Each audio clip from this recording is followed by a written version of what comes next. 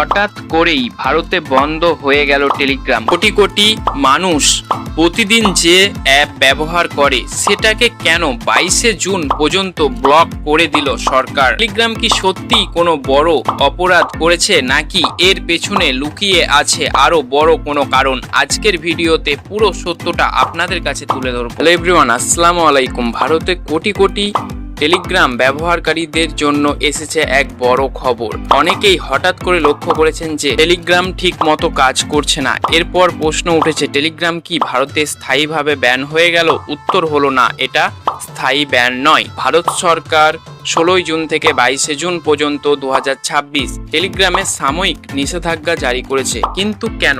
সরকারের দাবি অনুযায়ী আসন্ন নেট ইউজি 2026 রি এক্সাম, যা 21শে জুন অনুষ্ঠিত হওয়ার কথা, সেটাকে কেন্দ্র করে কিছু অসাধু চক্র টেলিগ্রাম ব্যবহার করে ভুয়া প্রশ্নপত্র বিক্রি, প্রতারণা এবং পরীক্ষা সংক্রান্ত বিভ্রান্তিকর তথ্য ছড়িয়ে দিচ্ছিল। এর আগেও নেট পরীক্ষায় প্রশ্ন ফাঁসের অভিযোগ উঠেছিল। ফলে পরীক্ষায় স্বচ্ছতা বজায় রাখতে ভারতের ন্যাশনাল টেস্টিং এজেন্সি এনটিএ এবং এমআইটি যৌথভাবে এই পদক্ষেপ নেয়। এই নিষেধাজ্ঞা ইনফরমেশন টেকনোলজি অ্যাকশনের সেকশন 69A অনুযায়ী কার্যকর করা হয়েছে।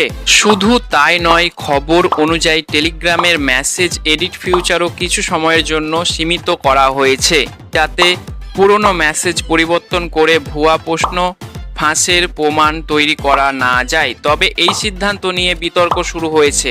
অনেকের মতে কয়েকজন অপরাধীর জন্য কোটি কোটি সাধারণ ব্যবহারকারীকে ভোগান্তিতে ফেলা ঠিক নয়। অন্যদিকে সরকারের বক্তব্য, জাতীয় পর্যায়ে পরীক্ষা নিরাপত্তা নিশ্চিত করতেই এই কঠোর সিদ্ধান্ত নেওয়া হয়েছে। এখন সবচেয়ে গুরুত্বপূর্ণ প্রশ্ন হলো, 22শে জুনের পর কি টেলিগ্রাম আবার স্বাভাবিক চালু হবে? বর্তমান সরকারের তথ্য অনুযায়ী এটি অস্থায়ী নিষেধাজ্ঞা এবং নির্ধারিত সময় শেষ হলে পরিষেবা পুনরায় চালু হওয়ার সম্ভাবনায় 100% বেশি। তাহলে আপনার কি মতামত? পরীক্ষা দুর্নীতি ঠেকাতে এই সিদ্ধান্ত কি সঠিক, নাকি এটি সাধারণ মানুষের ডিজিটাল স্বাধীনতার ওপর প্রভাব ফেলেছে? কমেন্ট করে অবশ্যই আপনার মতামত জানান। যদি এমন গুরুত্বপূর্ণ টেক আপডেট, ব্রেকিং নিউজ এবং তথ্যভিত্তিক ভিডিও নিয়মিত দেখতে চান, তাহলে এখনই আমাদের চ্যানেলটি সাবস্ক্রাইব করে পাশের বেল আইকনটি অল করে দিন। ভিডিওটি ভালো লাগলে অবশ্যই একটি লাইক দিন এবং বন্ধুদের সঙ্গে শেয়ার করুন এরকম ইনফরমেশন ভিডিও।